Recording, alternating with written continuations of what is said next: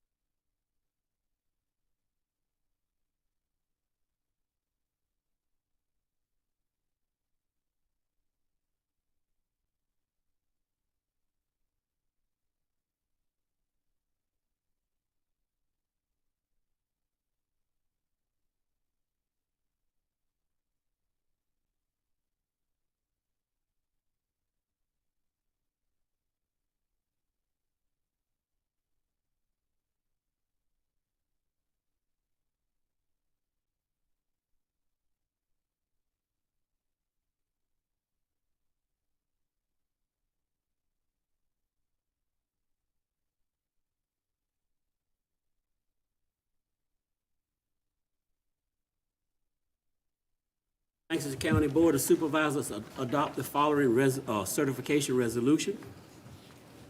Whereas the Lancaster County Board of Supervisors convened in a special called closed meeting on July 28, 2022, pursuant to an affirmative recorded vote on the motion to close the meeting to discuss personnel and legal matters in accordance with section paragraph 2.2-3711.A.1 and 2.2-3711.A.8 of the Virginia Freedom of Information Act.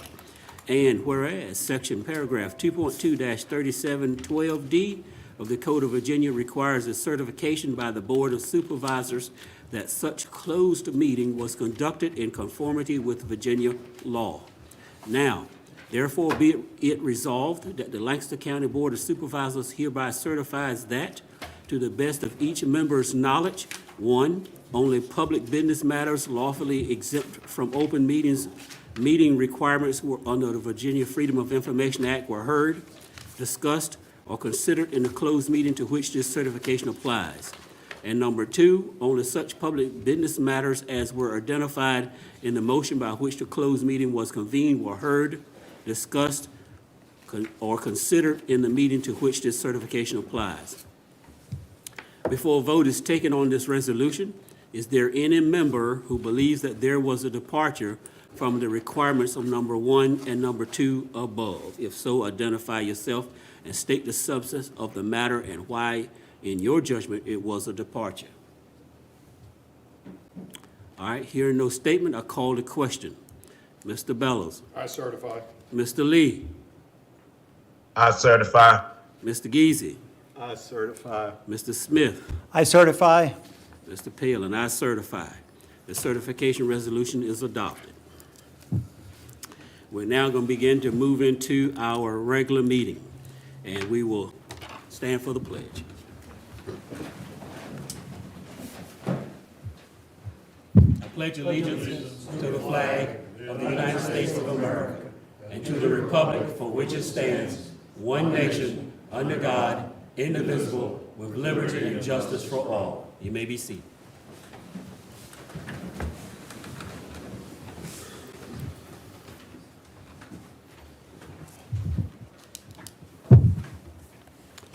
All right, the meeting is now open for public input session. You may discuss anything that's not on the agenda to be discussed tonight.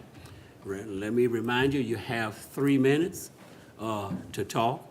And when you have 1 minute left, I'll give you a sign you have 1 minute left. The floor is now open for any public comments. Okay, anybody online?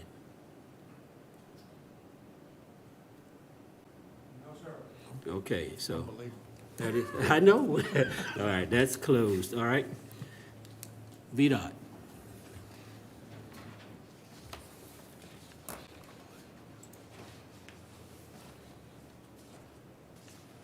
How y'all doing this evening? Good. Good. I think David sent y'all a report. Y'all have any additional questions for me? Or? Oh, I have only one thing, and you may already have it in your plans. Right out here on Route 3, right where the roads come in, they intersect Route 3. Looking at that bank over there, some bushes are standing out, and you got to drive pretty far out to see. Okay. All right. All right, we can get that taken All right. care of. Did you have any update on that tree removal at Cardinal Lane or?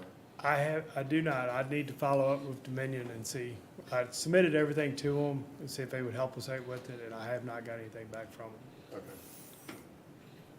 Okay. I'd like to say to you, with the heavy rains and stuff and the washouts, thank you for moving quickly on those issues. And Appreciate it. And I've been filling in doing an additional job for the last month, so I haven't been around as much as I normally am, but I hopefully everything's been getting done and all, so. Okay. All right, well, thank y'all. Thank you. All right. Presentations, Triway Trails, update. Mr. Carter.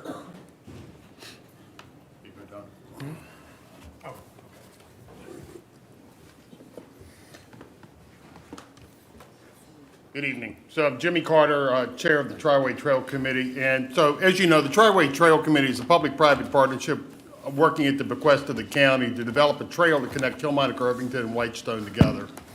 There are 3 goals for the trail. One of them is the county's designated that triangle created by Kilmarnock, Whitestone, and Irvington as the growth zone. And so we think that the trail is going to run right down through the middle, essentially, of that designated growth zone. And so we think that this is going to add an important amenity to the growth zone that will help spur economic growth, residential growth, the things that the county want to see within the triangle. The second thing is that as we've talked about before, Lancaster County and Northumberland County are the 2 most elderly rural contiguous counties in America. And we're trying to work hard, and that's what the 2035 committee is working on, trying to figure out how we can correct this imbalance of population so the county has got more of a youthful approach to the things. We believe that one of the reasons that we're so old is because things like tourism, the Tides Inn brought elderly people here. They loved it. They stayed here, anchored by that sophisticated amenity. We think the same type of things can happen in terms of attracting youth. We think that if we have the trail and the other amenities that we're talking about, like Compass and other things that we're talking about trying to put along the trail, we just opened the recent disc golf course at Hills Quarter. We think if we can make the trail a millennially or youthful sort of attraction, then the 3 surrounding urban areas around us that we, as you've heard me state, in 2017, Time Magazine said that Hampton Roads was the #1 fastest growing millennial city in America. Richmond was #2. So we know that Washington is always a youthful market. Amazon's only throwing gasoline on that. So we think if we can create something that will attract youth, younger populations here, that we can work on correcting this imbalance. So we think that economic growth starts with tourism. You got to get your target market to your community before you can upsell them. And so we think, and then the third goal is to address the health needs of our elderly citizens. When you go for grants, you're always trying to figure out something you can do to differentiate yourself from other people who are applying for the same pools of money.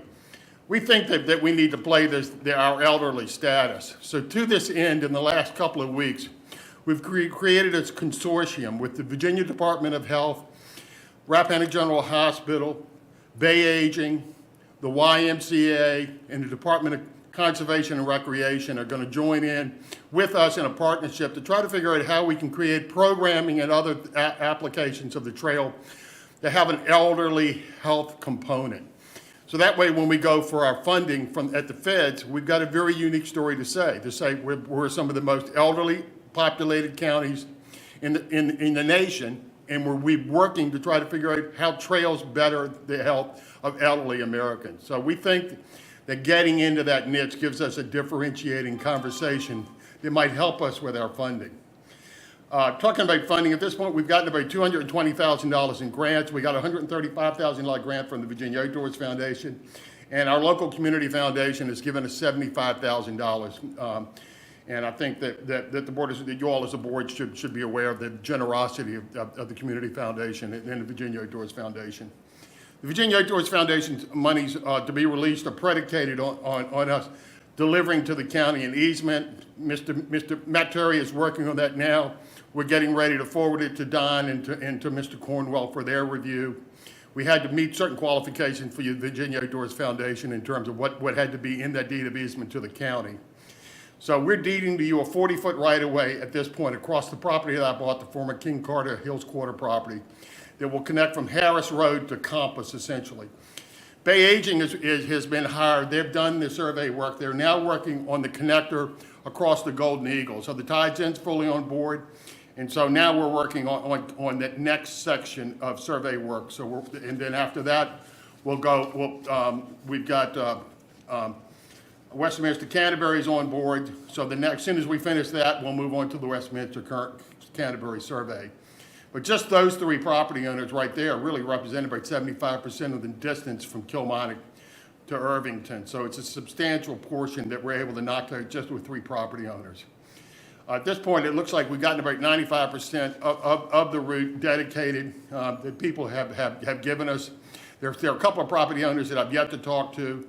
No one's turned us down. Very well received. When we talk about well received, I don't know any project that I've seen that's had such universal support. The county's on board, the 3 towns are on board. The citizen output has been amazing. you know, responding. Charlie, you talked about the number of people that responded when this report got posted online. So what I just wanted to tell you tonight is that we're putting a lot of work into it. This week, Margaret Ransom in the last week has been tremendously helpful. Delegate Ransom set up a meeting with a man named Matt Wells, who's the director of the Department of Conservation and Recreation. We had a great conversation with them. Then they encouraged us. They said that we needed to be in the regional Virginia outdoor plan. So Margaret and I met with Jerry Davis yesterday morning at the PDC just to make sure that all that was being done. So all that's being done. The county's already taken the steps to put it into their comprehensive plan, and the 3 towns have. So we think that all the foundation work has been done. When we talk about our political allies, Senator Kane, Senator Warner, Delegate Ransom. Rob Whitman's going to be here on Monday to meet with me on the trail. He's being very actively involved. So all of our congressional representatives up and down the spectrum are deeply involved in trying to help the county. I'd just like to say that at this point, I think things are going really well. And just in closing, I'd just like to say that, you know, I'm 72 years old. I've been actively involved in Board of Supervisors over my working career of over 50 years. I can say with complete honesty, this is the best Board of Supervisors we've ever had. I've never seen a Board of Supervisors address the issues you're all addressing. You're not kicking the can down the road. I'd just like to thank you on behalf of the community. I think you all are doing an amazing job. And I'll answer any questions you might have. Any questions? I'd just say thank you for all your efforts, because in order to get anything moving, it takes great leadership, and Yes. your leadership's been phenomenal on this, so thanks for all that you do Great, thanks, to Joe. And serve you- us as well. You don't look 72. Thank you, Bill. I appreciate that. Mr. Lee, you got a comment? Good. Bill, I think you're on mute. You're muted, Bill. Vera's been trying to do that for years.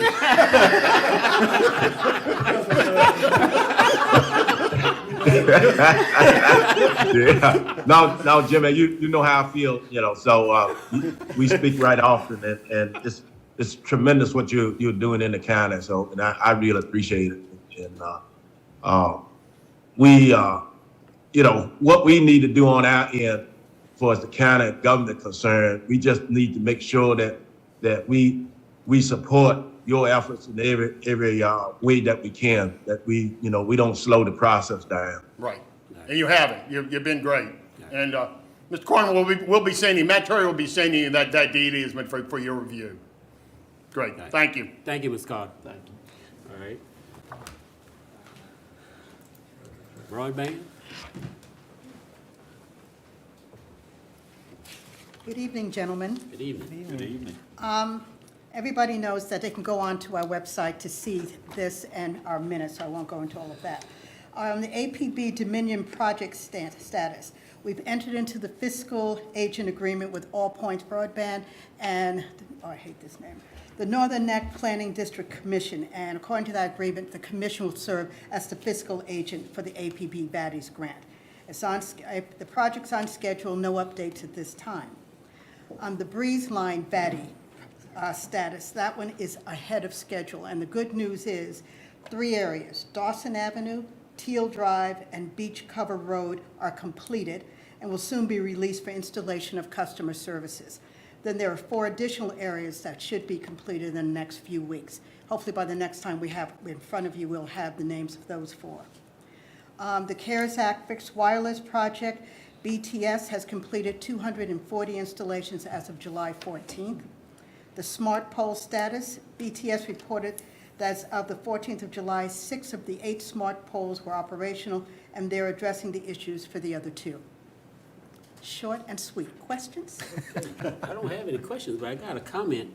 I've been noticing trucks all up and down Lancaster County, and lines being pulled. Man, I Oh, tell yeah, you, they're I've out been right here, excited. so you could see them too. Yes, Yeah. yes. Yeah, they're ahead of schedule. Of the 4 counties, we were supposed to be at the latter end.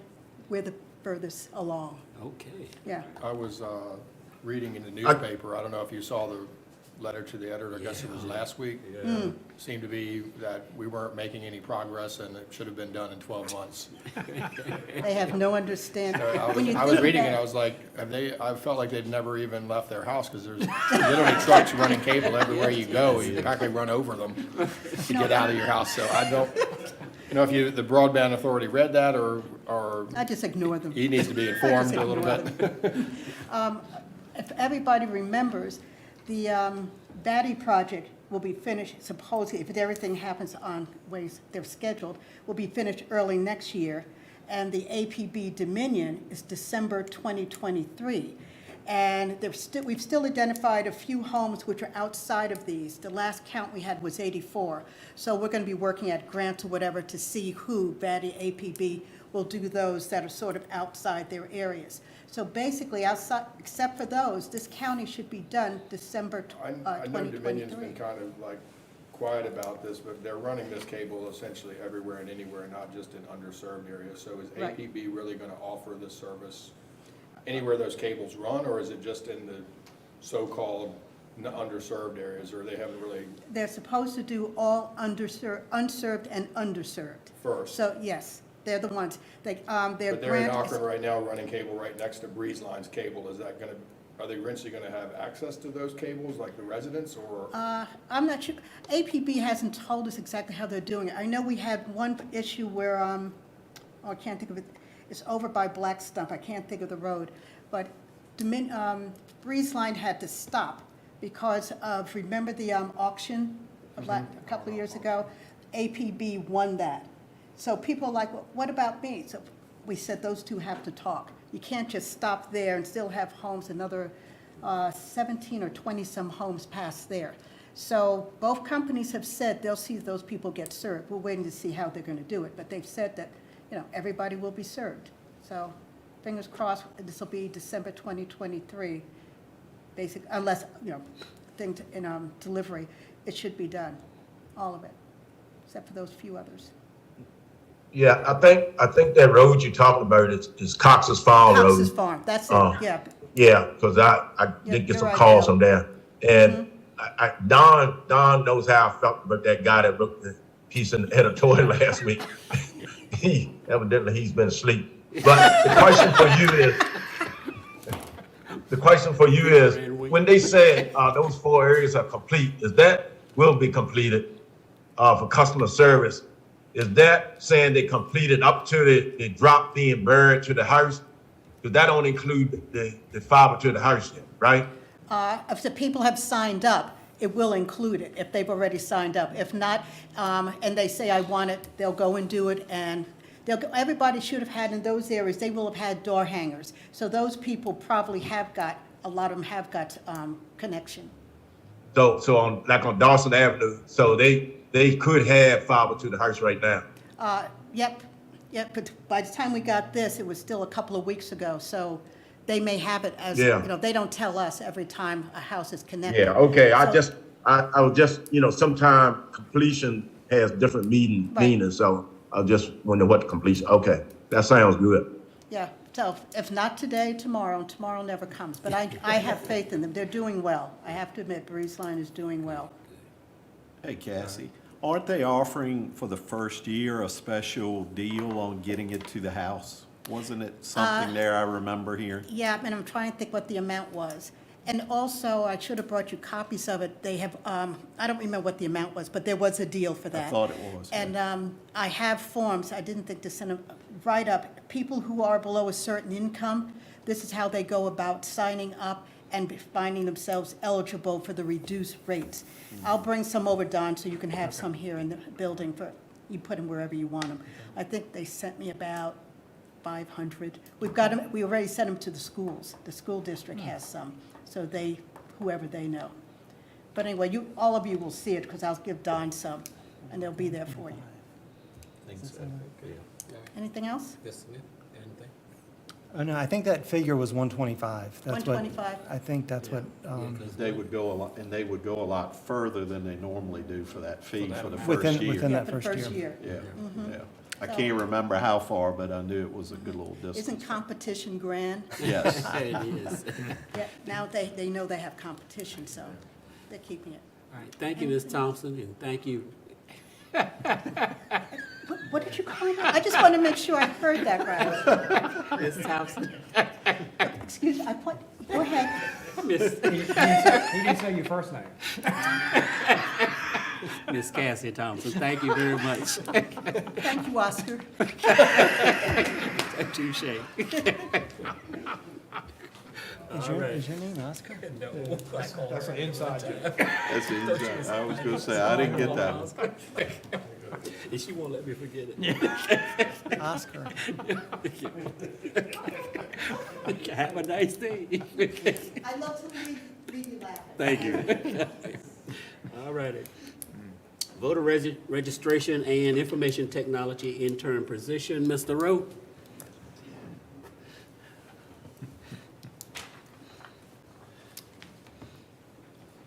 I'm gonna go ahead and do my part first, so I can go back over there and do what What you do over there? do what I do over there.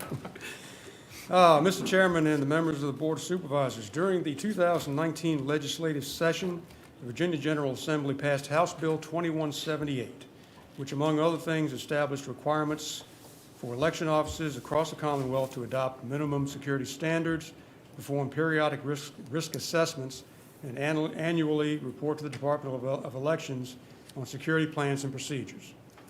As a result of this legislation, the Department of Elections developed a list of 21 minimum security standards and a checklist intended to track each locality's implementation status of the minimum standards. The voter office personnel, with support from county administration technology staff, i.e. me, have undertaken this task and made significant progress despite very little outside assistance.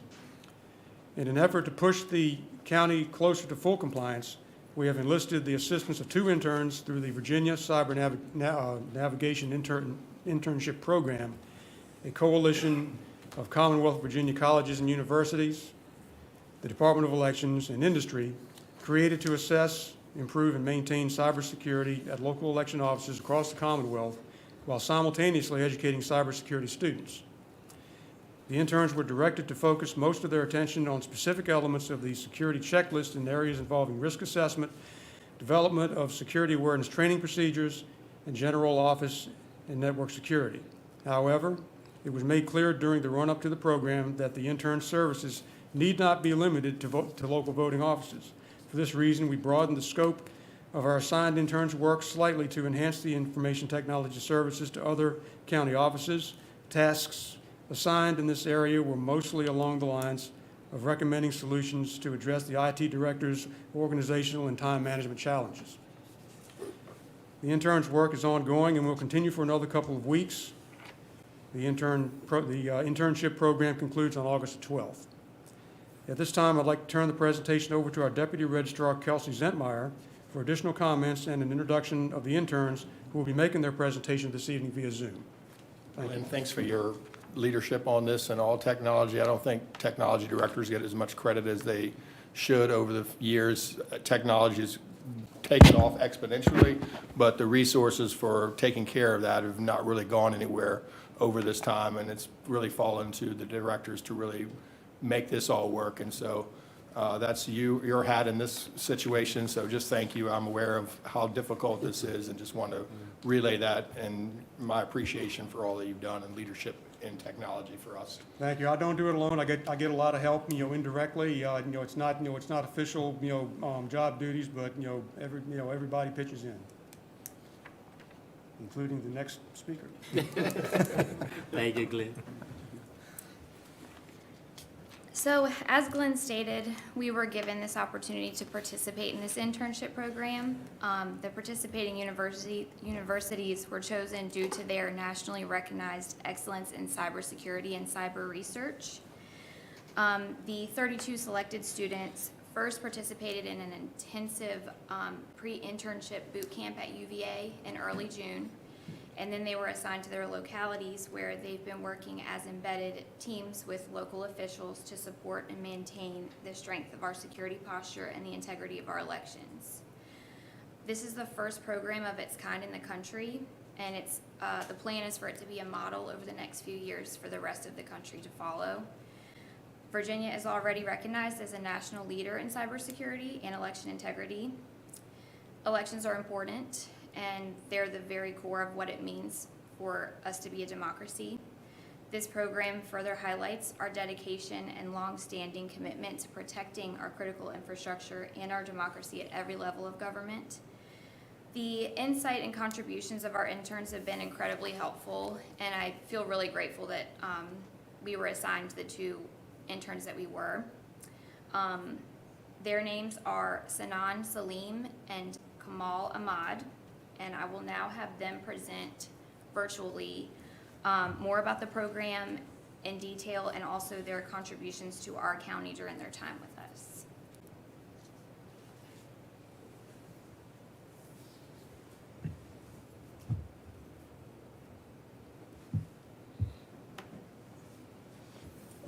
Are we sharing the presentation?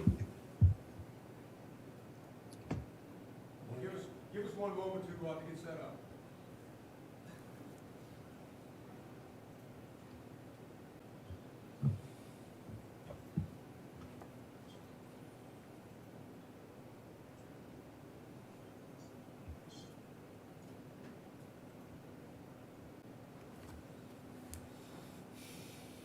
All right, good evening, everyone. My name is Kamal Ahmad, and I'm here with my internship partner, Sanan Salim.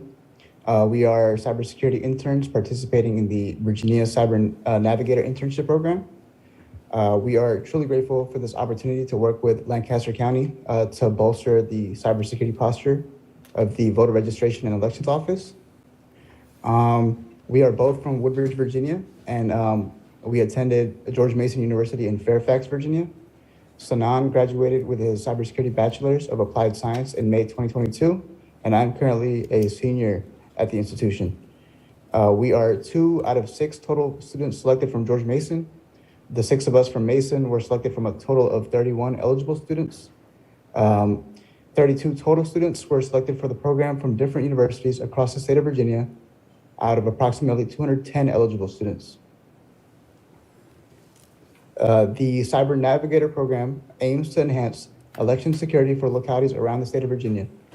This program is in fact the first of its kind, as Kelsey mentioned, Virginia is serving as a model for other states in the U.S. to follow in our footsteps in the pursuit of securing our nation's elections.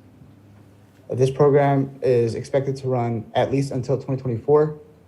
And in terms of partnerships, this program is spearheaded by the University of Virginia, which holds the title of National Center of Academic Excellence in both cyber defense education as well as in cyber defense research. The government partner of this program is the Virginia Department of Elections. The universities participating in this program include George Mason University, Norfolk State University. Oh, okay, sorry, 1 second. I'm on the next slide, the 3rd slide, yep. Okay, so the universities participating in this program include George Mason University, Norfolk State University, Old Dominion University, Virginia Commonwealth University, and Virginia Tech. All of these institutions also hold a current NCAE designation. Next slide, please. So what is our mission? Our mission is to bolster the cybersecurity posture of Lancaster County's Voter Registration and Elections Office. CISA, or the Cybersecurity and Infrastructure Security Administration, labels election infrastructure as critical infrastructure.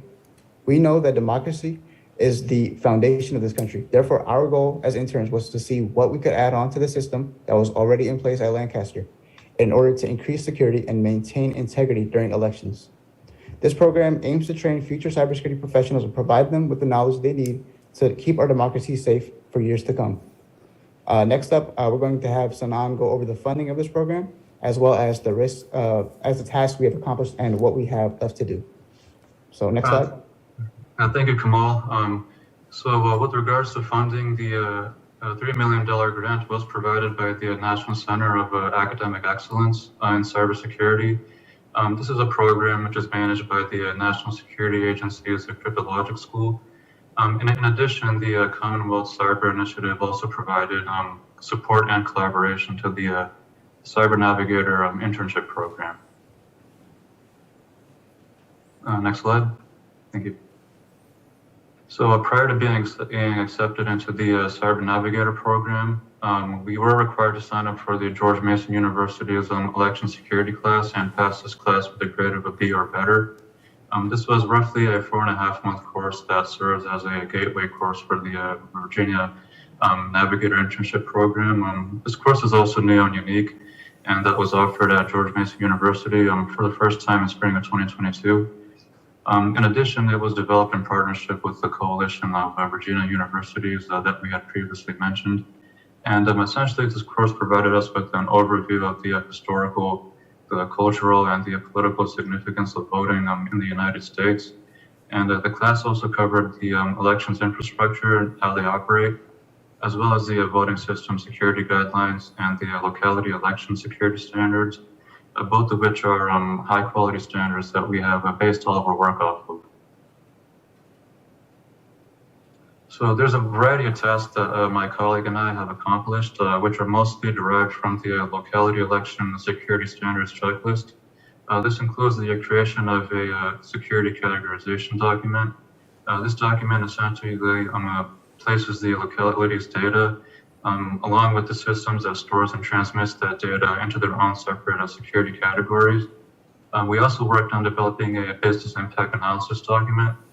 This identifies and defines the critical components that are a part of the elections process and what the impact would be on the election process and the locality if these components were to fail.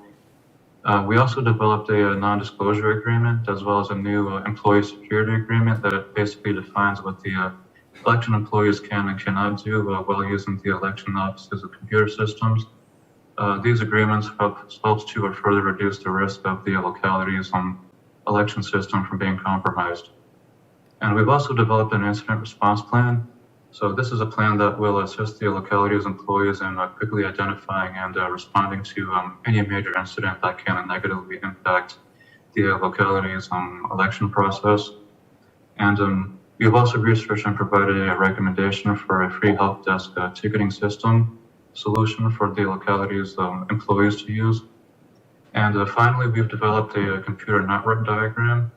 This is essentially a visual representation of how all the devices on the computer network are connected. And this diagram will also help identify ways that we can strengthen the security of the election office's computer network. So in addition to the tasks that we have already accomplished, there's still some remaining tasks that we will be working on over the next 2 weeks. The remaining task includes performing a vulnerability assessment of the election systems and processes that are in place. This is done to identify and remediate any vulnerabilities or weaknesses that might exist. And we're also going to conduct a penetration test. This test will involve actively testing the security controls that are already in place on the election office's computer network. This is done to ensure that these security controls are working as expected. And I also understand that at some point in the future, the election office, they will create a new position for an IT assistant. We've been assigned to create an IT assistant job description, which will define the duties and responsibilities that are expected of the IT assistant. And finally, we're researching the details of transitioning the Lancaster County's local government website from a .com domain to a .gov domain as well. May I ask a question there? What is the advantage of changing it from a .com to a .gov? I believe one of the major advantages of changing it to a .gov domain, it's far more secure than it is if it were to remain on a .com domain. Thank you.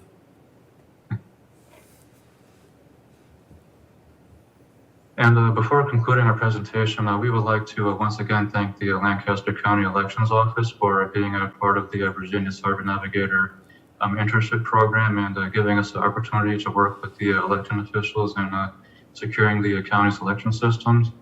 We would like to thank Susan Jett, the voter registrar at Lancaster County, for all the hard work that she does in managing the county's elections.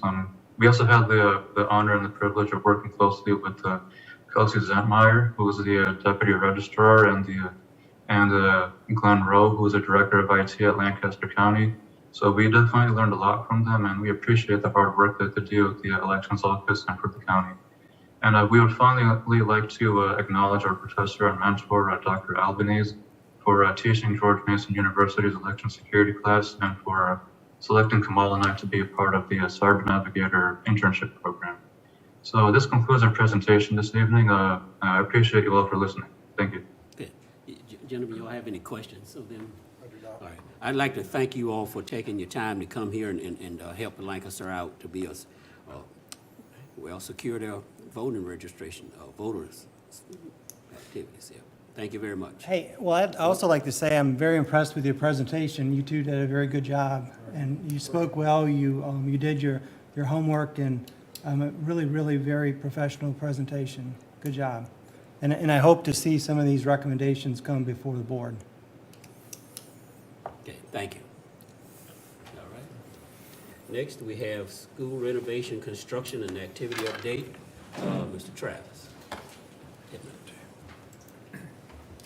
Bill, just to be clear, mine probably won't be as fancy as a cybersecurity guys. But yeah, Diane had asked us a few weeks ago for Jessica and I both to come and present some updates on what's happening with the school projects. Unfortunately, she's not able to make it here tonight. She wishes she could be here, but hopefully I can answer any questions you may have as we go through these. I've got 20 or so slides to show you what we have going on at the schools. I don't know if everyone's seen it. This is a picture that was in the paper. This is the new front of what will be the elementary school. One of the big advantages to having the admin on this side of the building is sight lines. So they'll actually be able to see out over towards the early childhood center.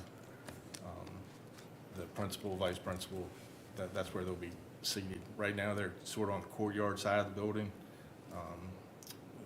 Really don't get to see what's going on out in the parking lot area. So this will be a big advantage for what we're doing. You can get the next slide. I just want to touch real quick on the Early Childhood Education Center. This building will open August 22nd. It's a collaboration between the Y and the schools for 3- and 4-year-old care. The First Lady came down last year, was very impressed with what was going on in the school. They're really looking forward to this collaborative public-private partnership going into this. And I can't say enough about Connemara, David Jones and Stanley Langford really helped us out a lot to get this project completed in a very quick time. So I appreciate all their help, and it was nice to have some of the tax dollars stay here local. We'll get to the next slide. So this was the building a year ago, and I did on purpose, we didn't give you any inside pictures of the building. We're hoping to have a grand opening, but just to give you an image of where we came from a year ago, the building was completely gutted. Next. Okay. This is the area behind the early childhood.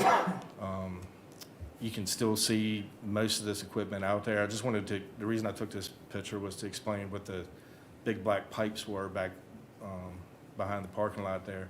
That's actually the storm water management that's going to be underneath the parking lot of the new loop that goes behind the building.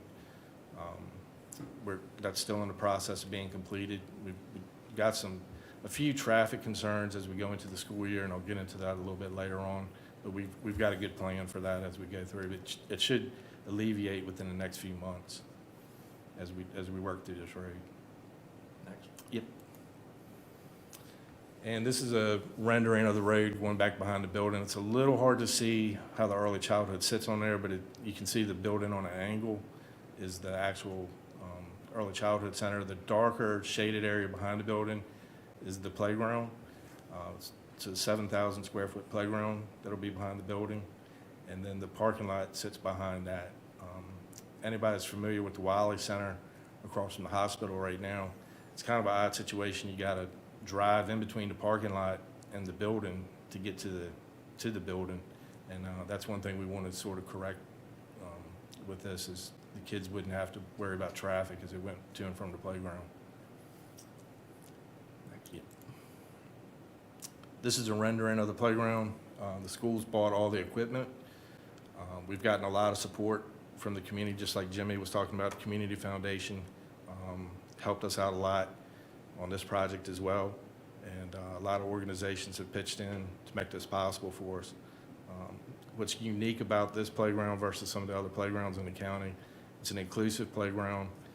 It's got a poured-in-place surfacing, and it'll have really, really good drainage in it. It could rain all morning, and the kids would still be able to use the playground in the afternoon. So is that a concrete surface or what? No, it's Rubber or? yeah, it's like a rubberized surface, almost like a rubber track surface, Okay. Jason. But it's very expensive. I bet it looks really nice though. Yeah, but we're looking forward to getting this put Easier up. to maintain over time too, I would believe. Yes, it's got about a 10-year guarantee on the product itself, but, hopefully this thing can last 20, 25 years for us.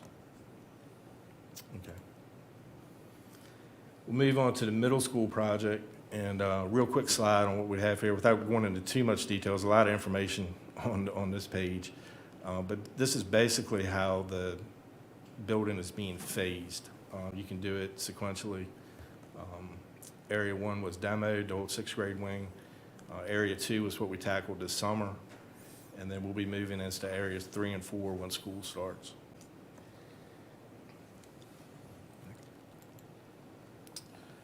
This is a slide. This is more that we gave the same presentation yesterday to the leadership team at the school.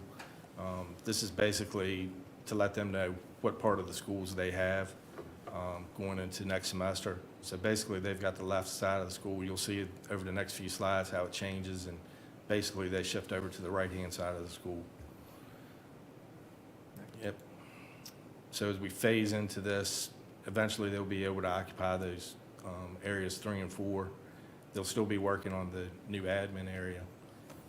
And then on the last slide, they've basically got the right-hand side of the school as Branch finishes up on the left-hand side of the school. Next. Yep. So a few quick slides of the what's actually taking place. These were last week, so a lot's changed even since these pictures. This just to show that 6th grade wing is no longer there, so hope nobody was real partial to it. That was the old original part of the building, right? Well, the 60s wing and the gym weren't part of the original high school, Because they tore that down, but those were sort of. but they were the oldest, they were 2 of the oldest pieces at the new school property, correct? You can get to the next slide, yeah. I took this picture to kind of give you an idea of where that excavator sits going in through that doorway. If you're not real familiar with the school, you might not know where that is. It's the old chorus room is on the left-hand side. But as that excavator is going through the building, it's sort of going to be the new main entrance into the school. So there'll be a community room where that old chorus room was on the left-hand side, and the admin wing will be on the right-hand side of that machine. That door going through will be a clear sight all the way through the new kindergarten classrooms where the old admin used to be. Yeah, when you say community room, what do you mean by that? Just a room, I mean, it's sort of like a breakout room for the teachers so that they could use it for that. But if different organizations wanted to come into the school, sometimes like the Kiwanis Club or groups like that want to come into the school, they'd have a space to do that. You can go to the next slide. This picture just shows the drainage that's gone in. That was one of the issues with the courtyard, is it didn't drain real well. And we wanted to make sure we corrected that as we went into this, because there's no easier time to do it right now. We can get the equipment in there with the 6th grade wing being out. The only other thing I could point out to you, there's a new AC unit on top of the 5th grade wing. You can see that on top of the roof. Those are the new units that are going into the school in those different phases, those different areas that we were showing.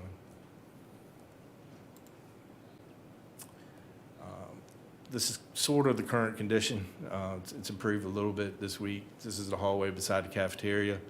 They were working on the floors this past week, and you can see how they were taking up. It's a 30 years worth of wax and build up, and so they ground all that down, and the floors will be nice and fresh. How are they going to do in the floors? They're going to be stained concrete or? No, that's a terrazzo floor. So because of the floor's in really, really good condition. So it And is it's a terrazzo. lesson going into the new school building and making the investment in some good flooring. Definitely, I mean, terrazzo or something like that pays for itself in a short amount of time, because the waxing and materials, not only is it an environmental hazard, Right. it's extremely expensive over the years, and you better to invest in something quality now than to tear it up in 5 years and replace it and keep waxing it and. It's all it's the impressive personnel. how, and, you know, there's a few places that they're gonna need to do a little bit of repair, but in general terms, I mean, It's a there'll be, 100-year floor, and you'll. there'll be essentially new terrazzo floors by the time they get done. They're Oh, they're yeah, grind you down with can a drop diamond type blade to grind down through it, and so, Take note of that when you're working on the middle and high school, the flooring shouldn't be there. we're learning a lot of lessons along the way. Okay, was good. This is the hallway going down the current fifth grade wing. What you're doing is you're looking out towards the front of the building from this picture. A couple things to note, you'll see the locker bays, the locker's been torn out in the hallway. And the ceilings for the better part of next school year are gonna look like this in the hallway. They're putting in a sprinkler system through most of the school, and because of that, we're gonna need to keep the ceilings exposed. And the classrooms will be covered up as we go through the process. The next slide will show you what that hallway will eventually look like as it's completed. You can see those locker spaces are more like breakout areas, the whiteboards for the teachers to use. And we've got really wide hallways for a school system, and they wanted to take advantage of those as, you know, as part of instruction. Okay. These are the new VRF cassettes, similar to what's in this room. We're putting those throughout the building. The old heating and air system in the school is a two-pipe system, which right now works fine. It's the swing months, October, November, March and April, when you could have a hot day or a cold day.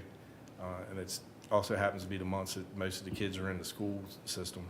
So they really struggled with keeping the school at the right temperature. Because of COVID, we got some COVID funding. This wasn't in the original scope of the project, and but I think it's going to be a great addition for the staff. If you ask most of the teachers, their biggest concern with the old building was heat and air. So does this mean that it's more individually room controlled, or? It is. So you could run AC in one room and heat in another if you wanted to do that. It wouldn't be real efficient to do that, but you could if you wanted to. The other thing to take note of in the slide is you can see the lights in there, and there's a panel right beside the lights. That's where the new sprinklers are going in. And unlike in this room where you can see the exposed sprinkler head, it's a hidden sprinkler head. It's got a cap on it. And in the event of a fire, that cap would melt and the sprinkler head would pop out of the ceiling, so you don't end up with a bunch of sprinkler heads in a room. Are they doing any lighting updates? They are. LED lights are coming, but this is the first thing that we've run into with supply chain. Lighting in general across the building industry is a tough item right now. So we're on hold with those. They'll fit into the existing space that the old lighting took up. So as that comes in, we'll just switch those out. Okay. And that's just a close-up picture of those heads and how they're able to, it's got an adjustable piece on it. They're able to center it up on each ceiling tile. And this is the last slide in the project. So this is a lot of discussions going on about this for next year. Because of the work going on that loop road that I showed you earlier, we're going to need to adjust the drop-off and pickup for next year. We're going to move the parent drop-off and pickup to the bus loop side of the building and have the buses come in very close to where that White House used to sit. There was a road that came in through there. We demolished that house. But this is where we're going to bring the buses in and have pre-K parents sort of loop around the back of the building. The only pinch point is going to be where those blue and yellow arrows meet, but we're going to staff that to make sure that we don't have any issues there. And, you know, we plan to get word out to everybody, and there'll be signs out indicating where that traffic would be. I've talked with the town. They understand that, you know, that we're going to have some, the first week of school is always chaotic, And so we're expecting, you know, a little bit of congestion. This sort of leads into the question for next year, though, as we go into next year, and this is a K through 6. So you've got pre-K and K through 6 all coming and going in this location, and that's why that loop road was so important to us as part of this project. There's going to be a lot of traffic on School Street, and we're trying to prepare for that the best we can.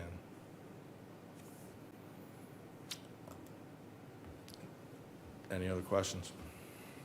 What's the official scheduled time of opening that, finishing that project at this point? The elementary school? Yeah. By next school year. Yeah, hopefully by August. And we do anticipate there'll probably be a little bit of work still going on at the school, but we don't think it's going to be interfering with the school being able to open. They'll be finishing up some stuff. Summers are tight to try to get all this working, and we're dealing with that right now. They're two of our busiest phases, both summers. And, but we do anticipate being able to open up next fall, K through 6. Any other questions, comments? Travis, your PowerPoint was very impressive. You spoke well. Thank you. Thank you, Mr. Pittman. Thank you. I'm gonna wait, Travis, I'm gonna wait. Consensus docket. I'll move for approval. You've heard the motion. All in favor say aye. Aye. Mr. Lee? Is he still up there? All right. Okay, ayes have it. Consensus docket has been approved. Aye. Okay. All right. All right. Salaries and invoices. Mr. Chairman, I move that we approve the July 22 invoices as follows. Total invoices, $2,040,102.32. Total payroll, $358,580.58 for a total of $2,398,682.90, of which capital improvements were $600,943.50, and ARPA funds of $350,057.74. You've heard the motion. All in favor say aye. Aye. All right. Aye. All right. Aye. That's a unanimous vote. Motion passed. All right. Last time we tabled, last month, we tabled the Sundial solar proposal. So at this particular time, it's coming back up before us. Mr. Gill? Mr. Chairman, as you alluded to, Sundial Solar, you conducted your public hearing on that project, proposed project, in May. You also amended your solar ordinance at your June meeting. So the proposed Sundial Solar project is coming back to you as a consideration item tonight. I know that the applicants are here and can give you a refresher on that project. I also have at your desks a proposed special exception conditions, and your revised ordinance gives the Board of Supervisors the ability to increase or decrease the setbacks in the revised ordinance as a condition of approval of the special exception. And the revised proposed special exception conditions note that one setback under number 15 on page 2 will be less than the setbacks that are listed in the revised ordinance, but it is listed as a condition, and it's the adjacent parcel, tax number 28-204, which I believe is RWC, is that correct? Whereas it'll be a minimum of 50 feet instead of what the ordinance proposes. But right there beside RWC, you have the sewage treatment plant before you get over to where the residences are.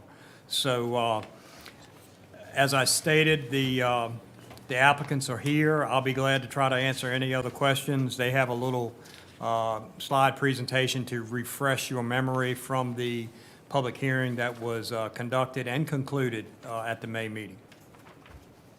At this time?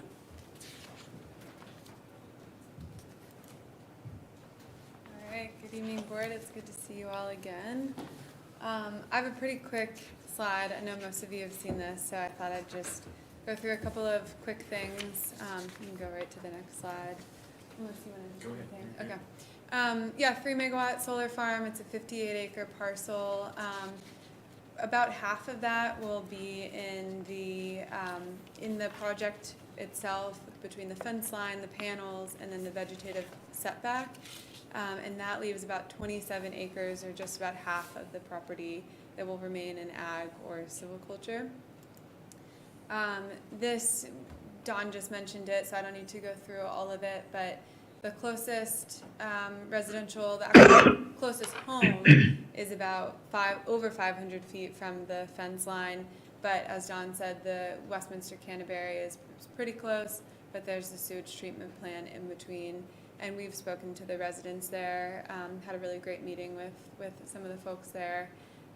So that's the closest residentially zoned property. Well, Otherwise, we comply with every other setback. May I interject? When you spoke to the residents at RWC, were they favorable, unfavorable? Yeah, they were actually, I wasn't there, Scott was.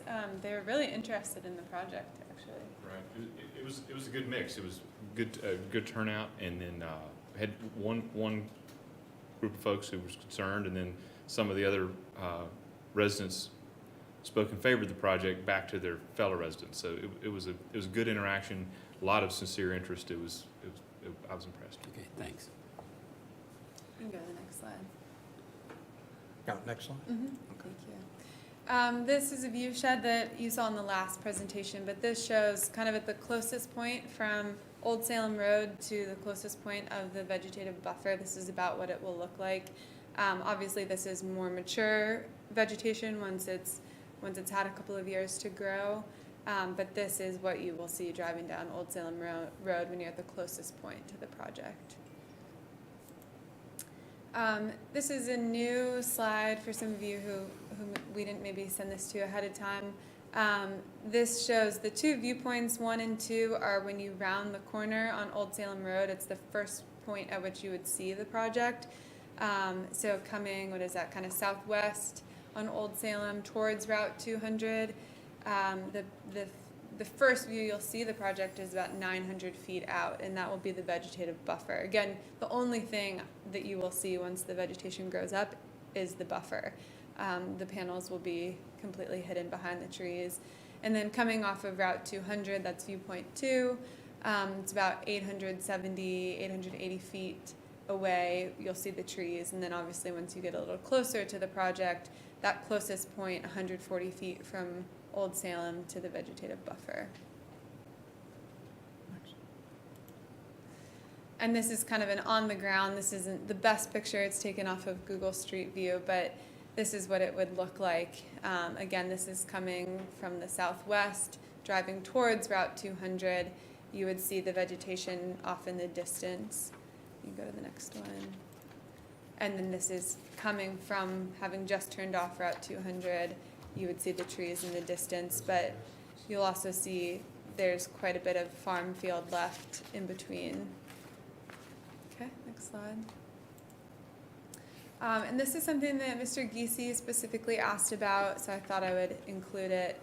This is the soils on site. Obviously, you can see what's within the project area, and then the other soils surrounding that will be kept in agriculture. Can you, or somebody who knows a little bit more about quality of soil, speak to this map? Mr. Giese, did you want to say anything about it? Yeah, I can a little bit, Jason, because I did a little bit of analysis, and I actually met Scott up here today to make sure.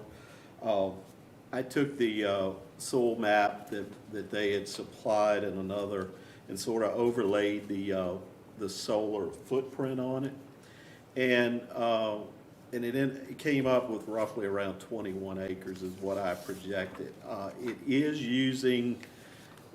using some productive soil in that area. About almost 20 acres of that 21 is what is classified as productive prime farmland. There is an area in there that LO section is pretty much not considered good farmland. So, but I will say that that what is left also in the areas that they are leaving open for farmland It is, other than about 1.4 acres, the rest of that also falls in that productive farmland category. So when I looked at where they were before and where they were taking out that footprint, the percentages were actually about the same. The productive farmland stayed at around 91, 92%. So, you know, I think it's a good compromise right now. The one thing that I know that you all said in here was the other land would be available for either agricultural or timberland.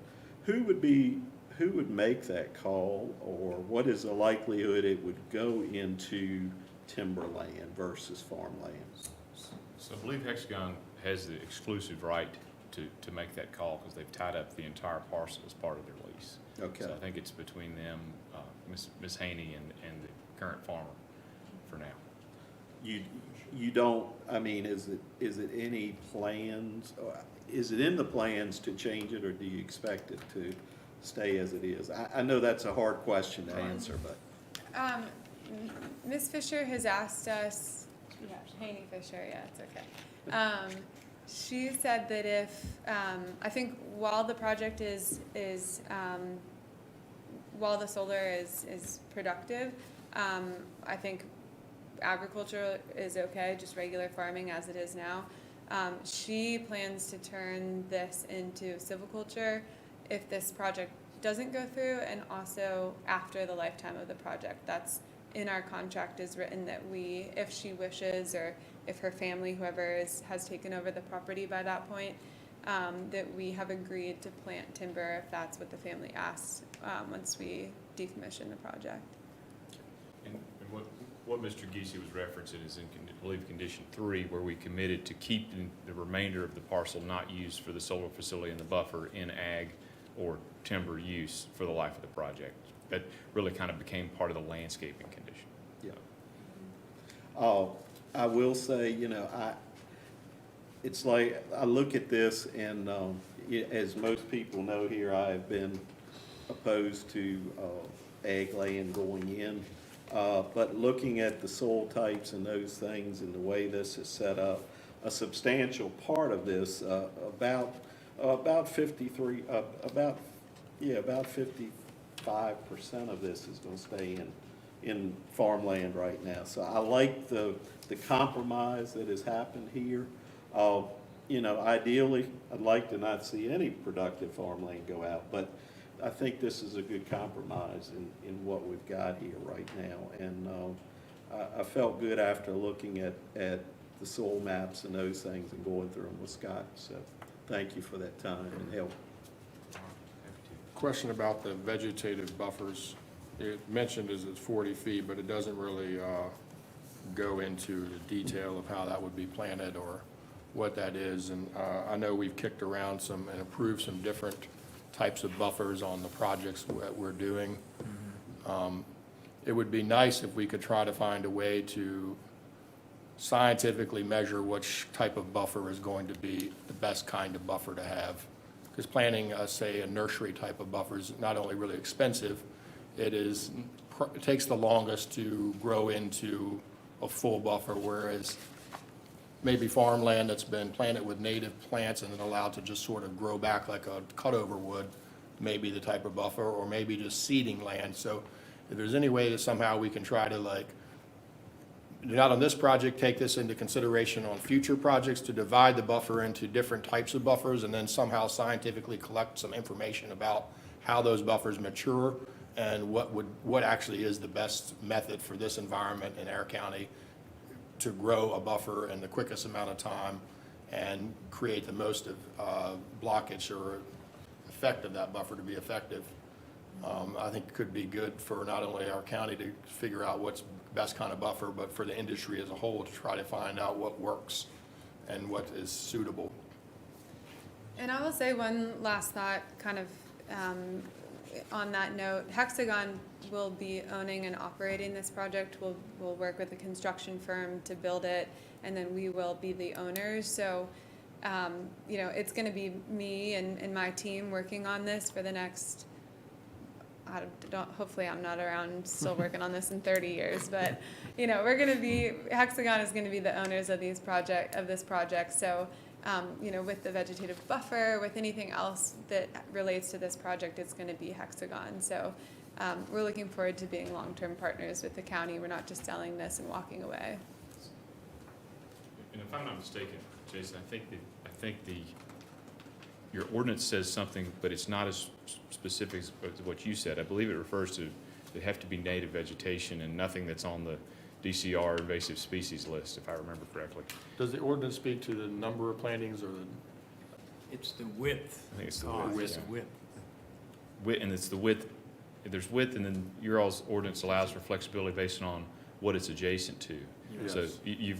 I was telling Mr. Geesey this morning, your ordinance is really one of the better ones as far as landscaping goes, allowing flexibility to do exactly what you just said. But as Ally said, they're happy to work with you on. I'm just on convinced buffers. that basically allowing a 40-foot area of land to naturally repopulate with, like it would in a cutover, however Right. we can model that, I think that's probably the best type of buffer.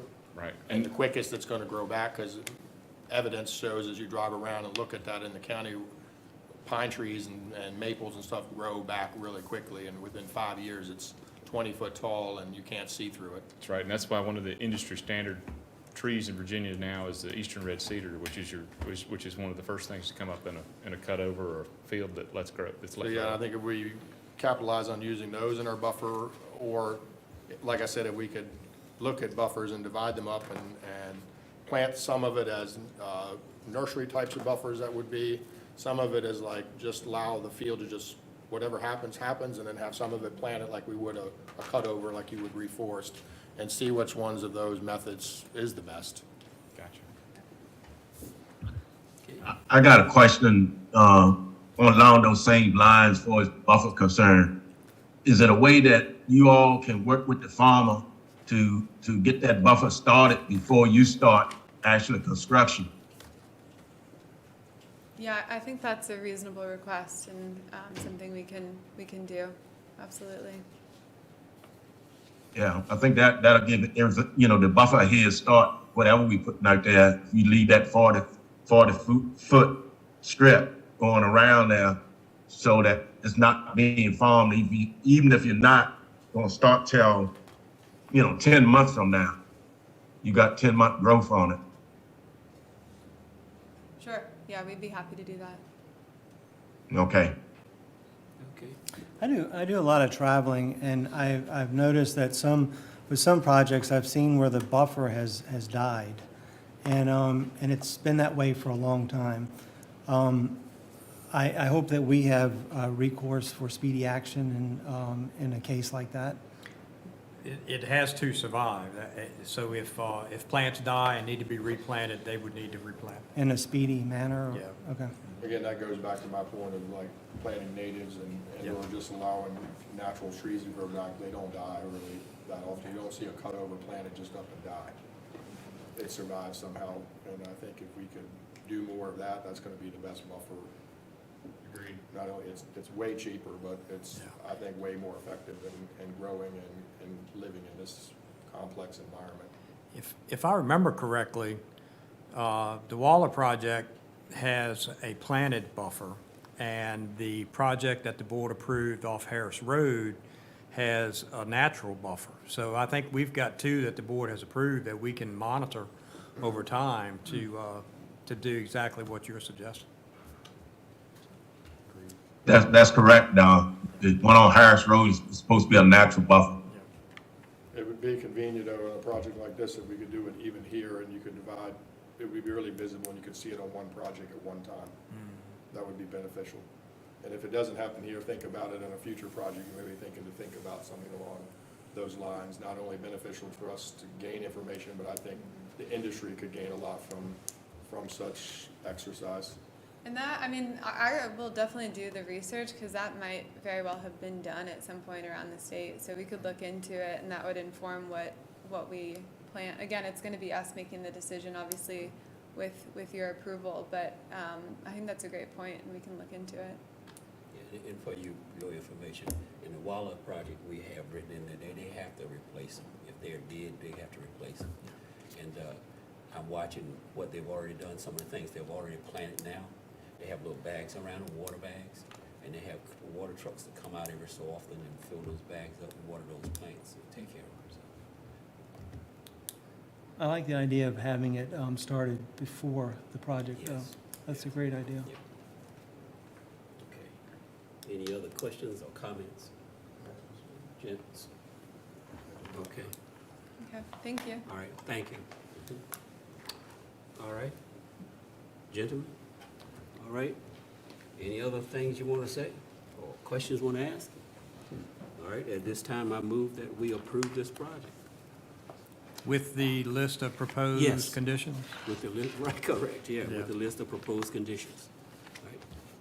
Okay, you heard the motion. All in favor say aye. Aye. Aye. Okay, Mr. Bill? Aye. Okay. All right, Mesh, okay, and all opposed? Aye. Okay, all right, motion passed 4-1. All right, okay, let's move on. Number 3, American Rescue Plan, Mr. Gill. Mr. Chairman, last month you approved the fiscal agent agreement for the Northern Neck Planning District Commission to act as the fiscal agent for the Virginia Telecommunications Initiative grant for the All Points Broadband and Dominion Energy Project, which is going to bring broadband service to more than 2,600 unserved homes in Lancaster County. As part of that fiscal agent agreement, Lancaster County's required match is $575,000. Now, in that fiscal agent agreement, you saw some of the other counties had lower amounts. That's because they got in on Phase 1. They had already paid an amount under Phase 1. This was considered Phase 2. So, for example, I believe Northumberland County had to pay a total of $600,000, and Lancaster ended up paying $575,000. So we're not out of the ballpark in what our required match was. In order to meet that requirement, what I propose to do is to pay the $225,000 that the Broadband Authority had remaining in unspent funds in FY '22 approved and appropriated budget, which is in your expenditures for this month, and have the balance paid in FY '23 using ARPA funds, $350,000. So I'm asking you tonight to approve using ARPA funding to pay the balance of that required Is that ARPA match. funding we currently have, or ARPA funding that would come out of the new million? It's under the current. We have not received the additional million. That will happen in August. So And if we spend that, do you know how much remaining balance we would have? I do not have that number in front of me, but it's in the $200,000 to $250,000 range. All right, gents, any questions? I move we approve. All right, you've heard the motion. All in favor say aye. Aye. Bill? Aye. All right, unanimous vote. All right, motion approved. Okay, board reports, any board reports? I don't have a report, but I was looking on the appointments to be made, Yes. and you have David Nichols listed as District 5 on the Board of Zoning Appeals. He's actually my current member, but I think his term is now expired. And he now lives in District 5. Yeah. But he's actually appointed as my District 3. Yeah. And I know that he is willing to serve again, and it'd be nice to have him appointed tonight, recommended to the circuit court judge for reappointment to the He has BZA. moved over to District 5, so if Mr. Smith would like to reappoint him and keep him, then he would be entitled to do so, but I'm going to have to find somebody else, and I think that would make my district open then for that appointment, correct? Yes, I believe so. Crystal, you handled those appointments. Is that a correct statement? Because I've not appointed anybody else, so it would, then, if he moves to District 5, which he now currently resides in District 5, Okay. he would. Well, we would have 5 because Robert Fleet Yeah. is in District 5. You could find someone, no, because How can Charlie. you have 2 people from District 5? uh, Is there an at-large? you have two alternate positions with the BZA. The BZA is not district-specific. Jim, correct me if I'm wrong. I thought it was. It's not, Let's see, who's the chairman? yeah. It's Lewis not- Lee is the it- chairman. It's not district. You are specific? correct. Yeah, it is not district-specific, no. It is not. It is not. So then I could reappoint him myself, You can, yes. because you've already appointed Mr. Fleet for your position. Yes, I'll let you, yeah, you're So- welcome to do it. Well, I mean, I don't have anybody else, and I think that this is more of just sort of a qualified position to make these types of decisions, so I would move that I would reappoint Davy Nichols to represent District 3 on the Board of Zoning Appeals. All right, you've heard the motion to appoint David Nichols on the Board of Zoning Appeals. All in favor, say aye. Aye. Aye. All right, the unanimous vote. He has been appointed. Okay. Any other? That goes to the circuit judge, is that that? Yes, Oh, that that's right, recommendation goes to forward the circuit court recommendation. judge, yes. Recommendation to it, so, Yes. okay. All right, any other board members? All right. County Administrator. Following up on appointments, the Merrimack Center, the Middle Peninsula Juvenile Detention Commission, Sandy Schubert emailed me, and I am the representative for the board on that commission, and the board typically has done that on an annual basis, and that appointment expired on June 30th. So she's asking for a new letter of appointment, and I don't mind serving on that. It's actually educational for me. So I would ask that you all reappoint me to the Middle Peninsula Juvenile Detention Commission. So moved. All right. You've heard that. All in favor, say aye. Aye. Aye. Okay, unanimous vote. Okay, approved. Couple other things. I believe the board's intention as far as short-term rentals is to send that issue to the planning commission for review and to make recommendations about amending the zoning ordinance to possibly require special exceptions for those uses. So I think it would be appropriate if the board made a formal declaration of that to send this to the planning commission for review.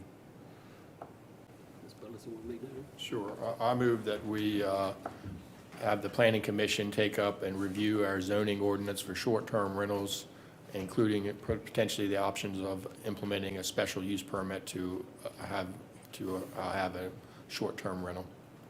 All right, you heard the motion. All in favor, say aye. Aye. Aye.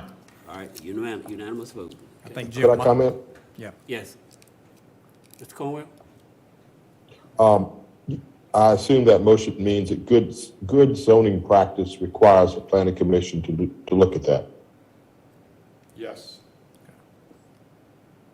Yes. Thank you. Okay. The last item I have, last month you had a presentation from Davenport and Company about possible financing options for the new combination middle school and high school proposal. They went over various options. One of the options, I think it's the option that they prefer, is going through the Virginia Public School Authority. Ted Cole spoke about how there was no commitment from the Board of Supervisors until about October, but the process actually starts in August, and the application is due for the fall pool August the 5th. So I'd like for the board to authorize the county administrator to pursue this VPSA option for the fall pool, knowing that there's no firm commitment from the board until at least October, but it allows us to start the process. Okay, so moved. Question? Well, just a statement, I guess, with interest rates quickly rising, and I assume they're going to continue to rise. Is that something that maybe we can keep our eyes on and address as we move forward? Well, if you remember from the presentation, there was, I think, 3 different scenarios with the VPSA financing. One was to do all $60 million at one time. One was to spread it out over 2 bond financings, maybe splitting it 30 and 30.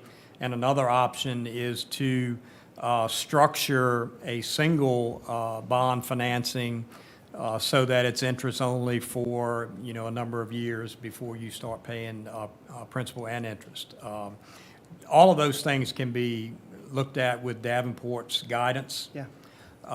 But as I said, the process has to start somewhere, and the application is due August the 5th.